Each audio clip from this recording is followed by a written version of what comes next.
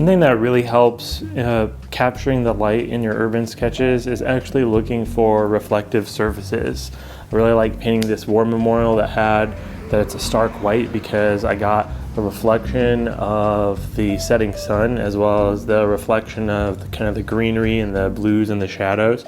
And so utilizing something that's a white object to kind of help you gauge the hues and colors of the lighting can really be helpful. I like to start my sketches with a quick pencil sketch, and even if it's something that's really quick and fast, it allows me to fix my mistakes. One thing that you got to know going in is we're all going to make mistakes, and that's okay.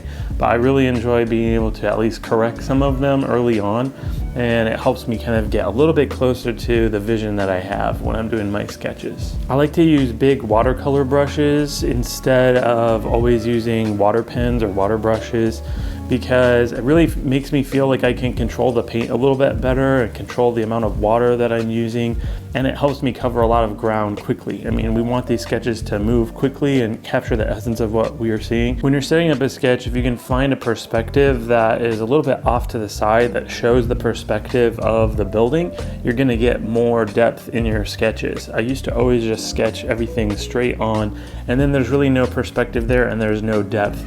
But if you can go off to the side and you get that shadow and that light, it really helps make your sketches pop off the page. You don't have to go full color right away. You can really utilize the beauty of watercolor to layer color on top of color and to even blend wet into wet and slowly work your way up to full color. This is Memorial Park in Omaha that was actually set up to remember all of the men and women who died in World War II from Douglas County. And they have since set up memorials for soldiers from World War II, Vietnam, and Korea, opened by President Harry Truman, who came and laid a wreath and gave the opening remarks. I really felt it was appropriate to make the flag the focal point, and I really liked using some pure colors on the red and the white and a little bit of that gouache for the stars. Let yourself use white gouache. This is something I wish I would have known early on. It's really nice, even if you're saving your whites and thinking about it, you can still come in and use that white gouache as opaque so that you can paint lighter things on top of dark things. You can correct some of your mistakes. And to me, I found that a lot more freeing, just to know that like I don't have to be so careful about everything I do, but I can be loose and fresh.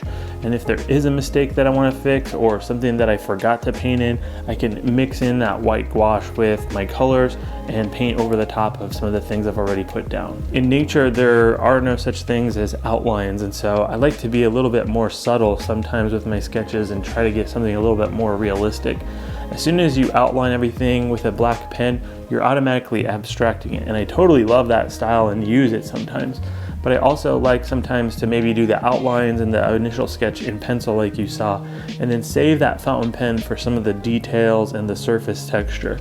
And another thing that's really fun is you don't always have to use black ink. In this one I'm using Lexington Gray ink by Noodlers, and it's even a little bit diluted, and so you get something that's maybe a little bit more bold than a pencil line, and it helps you get that texture, but it's not so overstated that it kind of becomes cartoonish. You can try these things out by just looking for something this week that you can sketch that is white or reflective, and keep an eye out for what are the tones and the colors that you see reflecting off of that white object.